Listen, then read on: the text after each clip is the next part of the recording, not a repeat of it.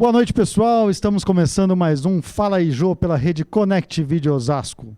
O entrevistado dessa noite foi prefeito de Osasco num dos momentos mais marcantes da história do nosso país.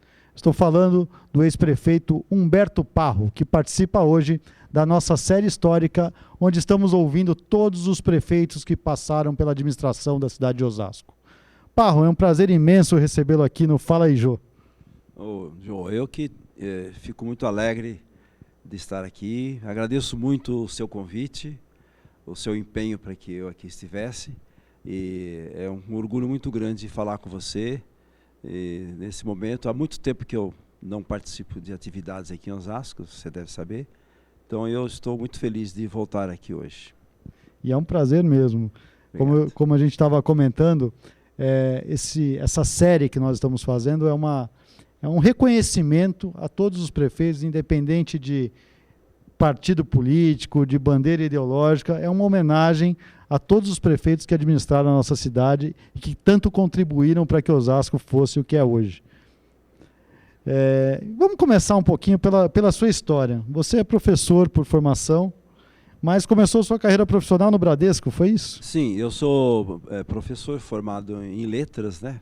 Fui professor do ensino médio há muitos anos. Dava aula de língua portuguesa e língua e literatura portuguesa. E, na verdade, eu comecei a minha carreira registrado no Bradesco, mas eu trabalho desde os 10 anos de idade. Já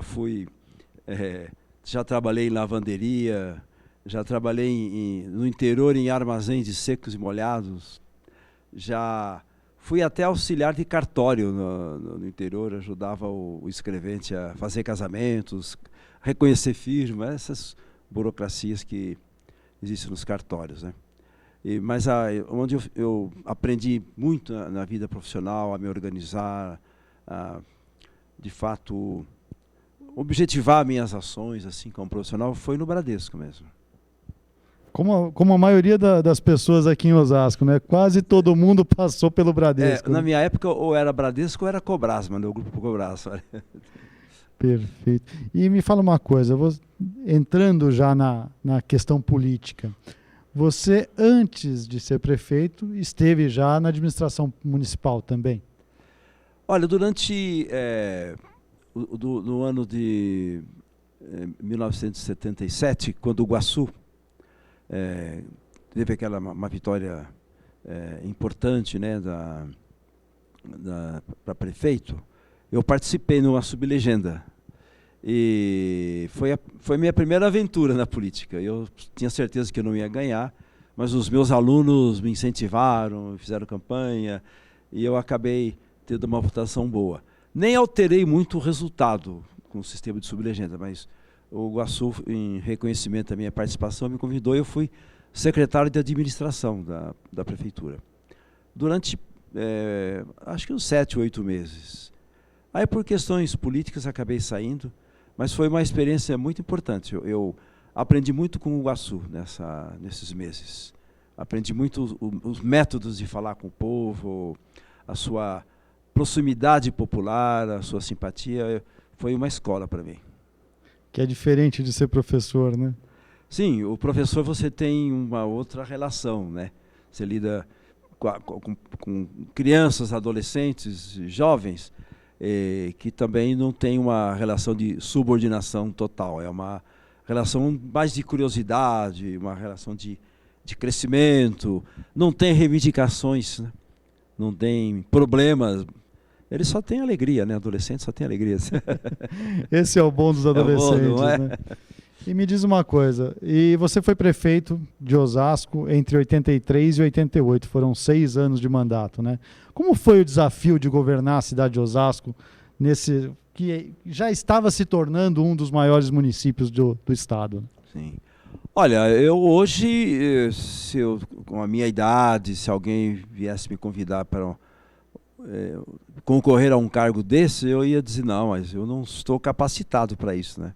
Mas na ocasião eu achei que eu estava muito bem preparado, né?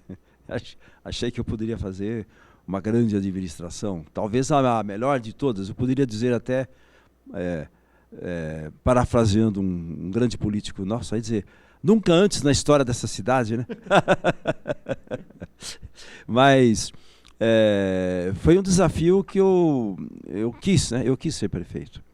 E eu sabia o que eu ia fazer, tinha um grupo comigo que me incentivava, um grupo muito preparado politicamente, um grupo bons técnicos e bons políticos.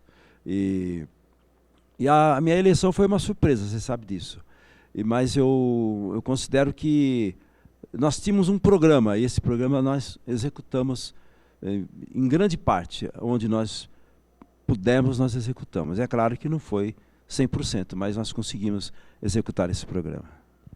E você, naquela eleição de 82, né, para as pessoas que não vivenciaram aquele momento, era um sistema político sistema de eleição totalmente diferente, né? Existia o voto vinculado, onde as pessoas, para votar no governador, tinham que votar no prefeito, no vereador, no senador, todos do mesmo partido. Exatamente. Você acredita que, em virtude do governador Franco Montoro ser um nome forte daquela eleição, você foi beneficiado? Os candidatos do PMDB na época foram beneficiados? Totalmente. Totalmente. Às vezes eu penso nesse assunto e eu já cheguei assim de conclusão. Você sabe que quando os militares na época, que ainda tutelavam o governo, né, decidiram extinguir o MDB, que agora voltou a ser MDB, mas não é o mesmo MDB na época, e a Arena, que eram os dois partidos possíveis, a ideia deles era fragmentar a oposição de tal maneira que o partido do governo, que era a Arena, se mantivesse no poder. E depois inventaram essa vinculação, que eles achavam que quem puxaria o peso do voto numa vinculação eram os candidatos municipais. Exemplificando para quem é jovem e não sabe da história. Quer dizer, quem votasse no governador de um partido teria que votar nos deputados, nos senadores, nos prefeitos e vereadores do mesmo partido. É isso que era a vinculação, né? E eles acreditavam que a vinculação seria de baixo para cima. Na verdade, nós estávamos vivendo o fim do regime militar, né? O descontentamento popular era imenso, a política econômica não deu certo, enfim, a oposição ia vencer. Então, o que venceu foi o que venceu foi o tema nacional, né? A questão da democracia, da liberdade. Esse voto puxou o voto para prefeito, para vereador. Isso, com certeza, me deu a vitória, com certeza, não tenho dúvida nenhuma. Foi essa. Nós fazíamos uma campanha, era 5 o número do Montoro, né? O meu era 55, era tudo 5, né? Era de cima e embaixo, votava 5. O vereador era 555 e tal, né? E a gente teve um sucesso muito grande, né? Inclusive, se a gente olhar a formação dos partidos da época, né, a Arena ficou só com o PDS. Foi. E o MDB foi dividido em 4 na época, Exatamente. né? PMDB, PDT, PT Exatamente. E PTB. Então, praticamente era uma estratégia, né? Exatamente, era a estratégia do Petrônio Portela, que era o grande, e do Golbery, do Couto Silva, né? Eram os dois grandes estrategistas do governo na época, para dividir a oposição. Só que não conseguiram, né? Foi a ânsia popular de mudança era muito grande, né? Muito grande. E um outro fato histórico, né? Até para os jovens que estão assistindo o nosso programa, e que é até difícil que eles entendam, que é aquele negócio das sublegendas, né? Porque existiam até 3 candidatos, por exemplo, a prefeito de cada partido. Isso. E aí somava o voto de todos e o mais votado da legenda que ganhasse era o eleito. Né? Isso foi uma forma que eles encontraram para conciliar as várias correntes. Porque era muito artificial MDB e Arena. Na verdade, o Brasil tinha espaço para uns 6 partidos, né? Então, esses partidos estavam abrigados nessas sublegendas, né? Então, era uma forma de conciliar e dar a vitória para a corrente majoritária. Inclusive em Osasco, naquela ocasião, o candidato da Arena, que seria o PDS, foi o mais votado. Foi mais votado. Né? Só que ele não tinha outras pessoas para somarem. Né? Acho que foi excesso de confiança. Ele achou que podia... Aliás, acho que ele falava mesmo, né? Ele foi o mais votado, é uma liderança fortíssima, né? E era mesmo. Eu acho que tem uma coisa muito engraçada, que eu costumo contar, é que depois da eleição, eu já tinha ganho a eleição. E eu andava pelas ruas de Osasco e via os muros, as fachadas, todas escritas: vote prefeito Francisco Rossi. E eu dizia: nossa, mas esse candidato está muito forte. Eu já tinha ganho a eleição, ainda estava achando que ele era forte mesmo. Né? E agora me fala uma coisa, você era o prefeito de Osasco quando surgiu o movimento das diretas já. Verdade. Né? E aqueles grandes comícios. Eu era criança, mas eu lembro às vezes meu pai não ia para a praia em janeiro porque estava participando dos comícios aqui em Osasco, em São Paulo.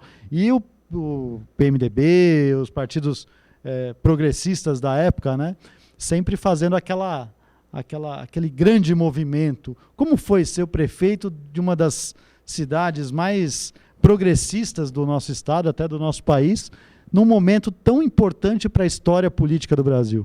Foi um orgulho para mim, né? Osasco assumiu, junto com Franco Montoro, né? Principalmente Franco Montoro, Ulisses Guimarães, né?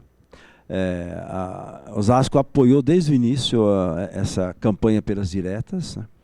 E nós organizamos vários comícios, um deles foi um comício imenso aqui, né? E eu me senti participando das mudanças do país, né? Era a tônica da minha posição política, da minha gestão pública, né?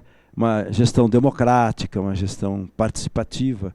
E não podia ser diferente, né? Eu queria que o país mudasse, que a gente tivesse uma Constituição realmente democrática, que todas as opiniões pudessem ser expressadas, que a grande camada da população mais necessitada fosse atendida. Enfim, era um programa social-democrata. Esse era o meu programa, e eu me senti muito orgulhoso e feliz de ter participado dessa época.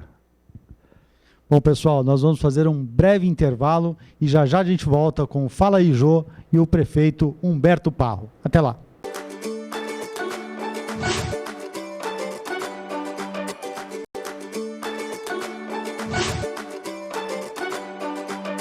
Bom, pessoal, estamos de volta com o Fala aí, Jô, dessa noite, onde eu entrevisto o ex-prefeito Humberto Parro.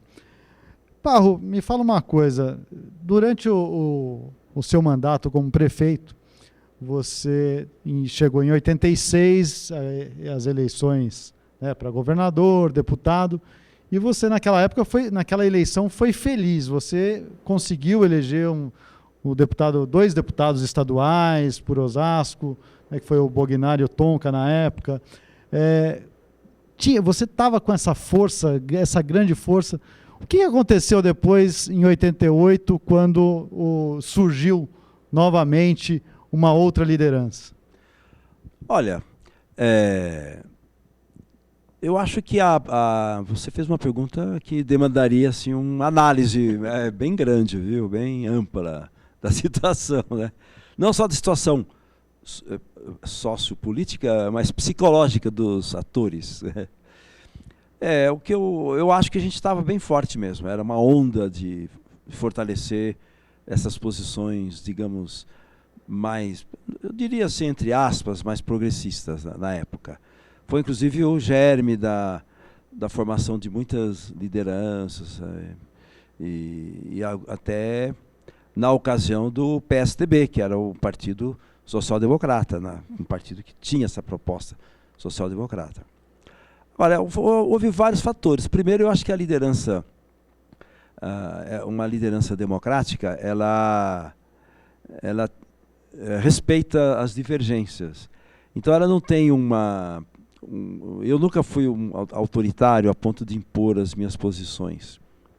Eu vi que nós nos dividimos, o nosso grupo se dividiu muito, houve muita disputa interna, muita muita ambição legítima, né, mas ambição de posições que não seriam, que prejudicavam o conjunto do grupo. Então, como movimento, como um grupo político, foi essa questão, a divisão interna. E, em segundo lugar, houve além de uma mudança grande de conjuntura. Quando eu ganhei a eleição, eu posso dizer que você conseguia ganhar a eleição com o seu discurso, digamos, com a sua energia, né, os seus pés. Tinha que, como diz o nosso ex-governador Geraldo Alckmin, você tinha que amassar barro, né?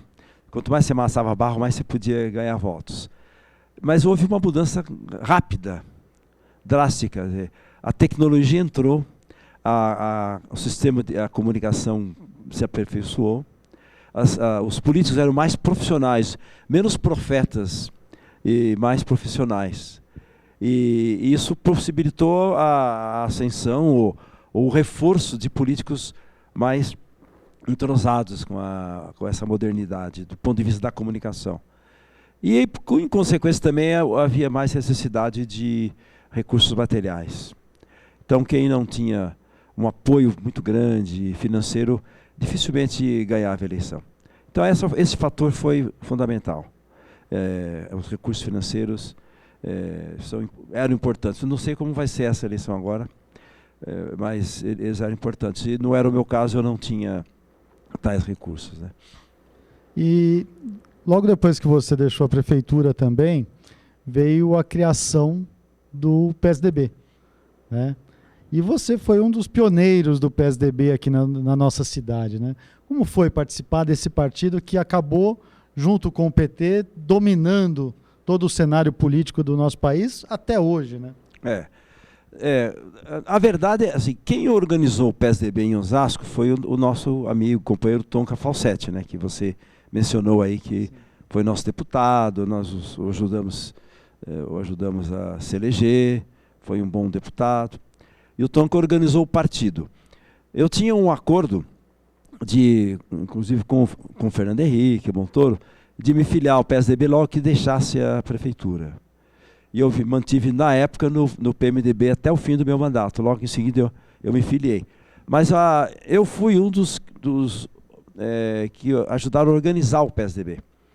Era um grupo de prefeitos, chamado Prefeitos Progressistas do PMDB, que era o prefeito de Campinas, o prefeito de Botucatu, São José do Rio Pardo, São João da Boa Vista, Jundiaí, Osasco e mais várias prefeituras, que nós formávamos um núcleo assim que queríamos de fato que o partido fosse mais social-democrata. E a gente ficou muito feliz quando o partido se organizou. Então, nesse sentido, eu fui um dos organizadores, sim, né? Depois dessa formação do PSDB, eu lembro que em 1990 eu tive inclusive o prazer de estar mais próximo a você naquela eleição em que você foi candidato a deputado federal, e eu, como um grande fã do governador Mário Covas, convenci meu pai a entrar naquela campanha participando. E eu, inclusive, tivemos o prazer de receber o senador Mário Covas, o governador Montoro, lá em casa, durante a sua campanha, que a gente até estava no calçadão ali, fazendo a campanha, a caminhada do Covas e do Montoro naquela ocasião. E ali você foi candidato a deputado pela última vez. Desistiu? Não, o que aconteceu foi o seguinte, essa eleição eu perdi, né? Perdi por pouco. Já por esses fatores que eu mencionei anteriormente, o principal deles foram falta de recursos financeiros. Depois eu entrei no quase uma aventura, que eu fui candidato em 94 a deputado estadual. Havia 11 ou 12 candidatos em Osasco. Era uma loucura, eu já não morava mais em Osasco, já não tinha militância partidária, política na cidade, então era muito claro que eu não ganharia a eleição. E aí eu decidi que eu não ia mais ser candidato, que a minha fase de candidatura estava encerrada. Eu não tinha me adaptado aos novos tempos. E depois dessas experiências, né, de 90, 94, o presidente Fernando Henrique foi eleito e você entrou no governo Fernando Henrique e participou durante todo o período do governo FHC como presidente da Fundacentro. Foi isso? Foi. E me fala uma coisa, o que é a Fundacentro? Ela é ligada ao Ministério do Trabalho, né? Qual é o trabalho realizado na Fundacentro e realizações que você fez? Porque acabou que você estava numa posição de destaque dentro do governo federal, né? Correto. Bom, a gente em momentos anteriores, nós não falamos muito do passado em Osasco. Mas eu queria dizer que eu comecei o movimento a me interessar por política quando eu me interessei por questões trabalhistas, questões sindicais. Na época, era uma disputa muito grande. Chegou até um momento que eu pensei em ser advogado trabalhista para defender os trabalhadores. Então, eu sempre tive um contato muito grande com o movimento sindical, sempre respeitei muito o movimento sindical, o procurei respeitar. Então, eu tinha uma tradição de contatos com os trabalhadores. E a Fundacentro é uma entidade que ela é importantíssima. Ela cuida da saúde e segurança no trabalho, no ambiente de trabalho. Então, a Fundacentro ela tem um conselho curador, que faz a gestão da entidade, que é tripartite. Esse conselho tem representantes das centrais sindicais e das confederações patronais e do governo, isso que é o tripartite. Então eu senti que era um lugar onde eu poderia colaborar com o governo. E nós colaboramos bastante na nossa gestão. Nós fizemos um trabalho imenso para a diminuição de acidentes de trabalho, de doenças ocupacionais. O índice de acidentes de trabalho caiu vertiginosamente. A gente conseguiu um destaque muito grande no mundo do trabalho, em todo o mundo, né? O Brasil se colocou diante da OIT, que é a Organização Internacional do Trabalho, como um país que estava entre os melhores no trato com a questão do trabalhador. Eu me lembro até que eu estive em Cuba 2 vezes a trabalho, e justamente o objetivo era dar assessoria do governo brasileiro, através da Fundacentro, para as entidades cubanas no atendimento à proteção do trabalhador, o que é uma coisa muito interessante, né? Porque é um país que é voltado para os trabalhadores, teoricamente, né? E a gente foi dar assessoria de como você poderia tratar na questão de saúde e segurança do mundo do trabalho. E me fala uma coisa, depois que você saiu da Fundacentro, você desistiu da vida pública em definitivo ou você continua? Não. Hoje eu trabalho, aliás, é um trabalho muito prazeroso. Eu sou assessor da diretoria da Emplasa. A Emplasa é uma empresa do governo do Estado que dá assistência técnica e institucional para as questões metropolitanas. Hoje nós estamos trabalhando, fazendo o planejamento, o que a gente chama de PDUI, Plano de Desenvolvimento Urbano Integrado, de várias regiões metropolitanas no estado de São Paulo. Aliás, o governador Alckmin criou várias regiões metropolitanas e reorganizou a de São Paulo. Então eu trabalho lá. Logo em seguida, quando eu saí do governo Fernando Henrique, eu tive uma passagem que eu não mencionei, tive uma passagem muito prazerosa aqui em Osasco, que o prefeito Celso Gírio me convidou para vir trabalhar com ele. Eu fiquei quase 1 ano aqui como ouvidor do município. Era uma função que eu gostava muito de exercer, porque eu gosto muito de ouvir, né? E de discutir problemas com a população e tal. E logo em seguida eu estava aqui, eu fui convidado pelo governo para participar da Emplasa. Estou lá até hoje. Interessante. Então quer dizer que, apesar de não estar concorrendo a cargos eletivos, mas você está dentro do poder público, Estou, no poder executivo, atuando até hoje. Então, quer dizer, Osasco continua bem representado. Não sei se está tão bem representado, mas eu continuo trabalhando no governo, estou lá na Emprasa. Aliás, outro dia eu estava conversando com uns amigos antigos e estavam vendo que muita gente que trabalhou na nossa equipe se espalhou por aí pelos estados, pelo país e estão em posições muito importantes em todos os partidos, posições governamentais, né? Todos os partidos. Daquelas pessoas todas, quem está em Osasco, por exemplo, o Ângelo Melli voltou para Osasco, né, como secretário, né? Bom, não vou começar a mencionar, porque senão é muita gente, eu posso esquecer alguém, vão dizer, você não falou o meu nome, né? Eu fiquei muito feliz, porque a nossa gestão foi mesmo um celeiro de debate, de construção, sabe, de propostas.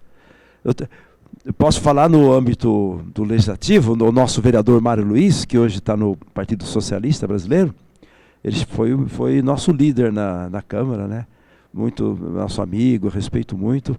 Continua firme como vereador, né? Então, e eu estou dando a minha contribuição lá no Estado. Espero ficar um pouco mais ainda lá. Agora, voltando um pouco à sua primeira função lá como professor, e até falando, né, para os nossos jovens, nossos adolescentes de hoje que estão aí chegando para a sua primeira eleição, ou para a primeira eleição em que vão exercer o direito de voto, e a gente vê que hoje eles têm um pensamento completamente diferente de tempos atrás, mais questionadores, exigindo políticos que tenham mais responsabilidade, etc. Qual a sua mensagem para os jovens do nosso país, você, prefeito e professor?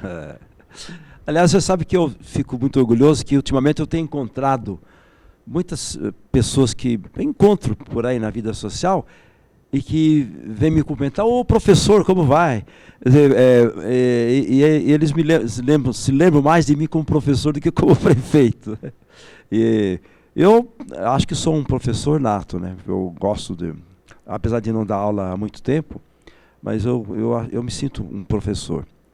E às vezes eu até tenho que me conter, porque muitas vezes você tem muitos jovens, os curiosos querem saber, você começa a fazer discursos, né, da aula. Então, mas o que eu diria para esses jovens, olha, hoje eu não sei como eu enfrentaria uma sala de aula, como seria, mas eu convivo com muitos jovens, evidentemente, e eu sinto que isso que você falou é a pura verdade.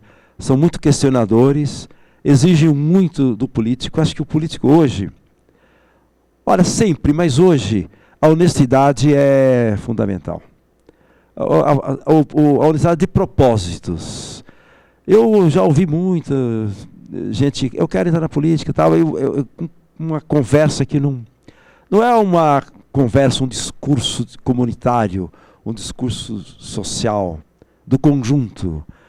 A pessoa que quer entrar na política, ele tem que ter uma proposta. A proposta pode ser completamente descabida, pode ser utópica, ou pode ser mesmo já falei utópica, irrealizável, né? E eu posso discordar da proposta, mas a pessoa tem que acreditar nessa proposta e honestamente querer executar essa proposta.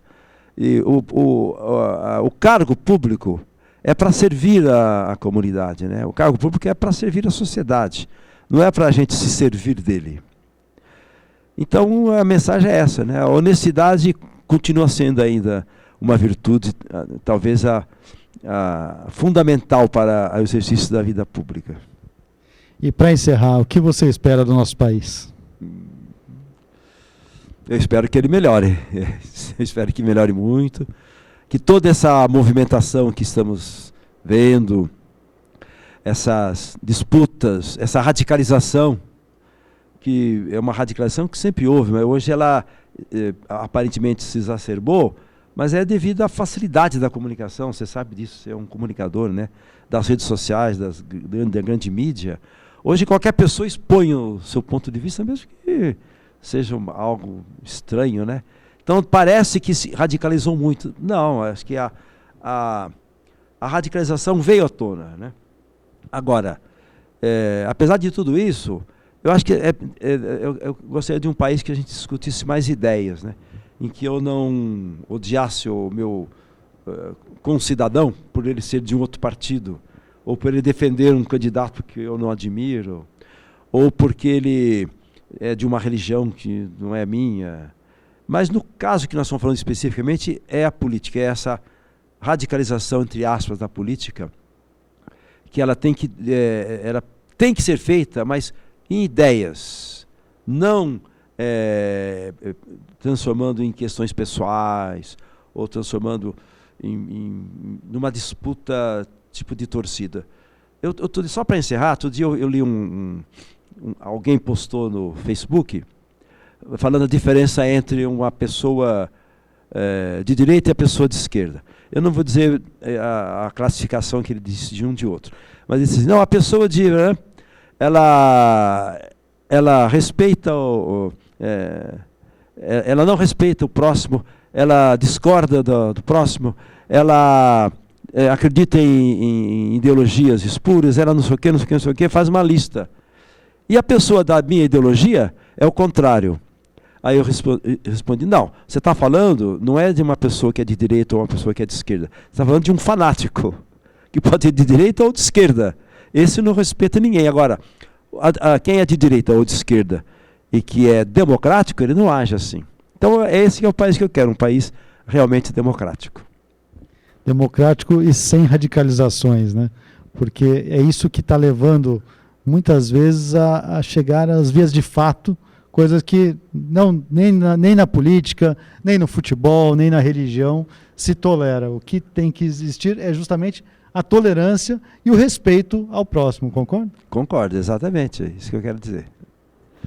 Bom, pessoal, o papo foi muito bom. Nessa noite eu entrevistei o prefeito de Osasco entre 83 e 88, Humberto Parro, a quem eu agradeço imensamente a presença aqui no nosso programa. E a semana que vem a gente volta com mais um Fala aí Jô pela rede Connect Video Osasco. Até lá e uma boa noite.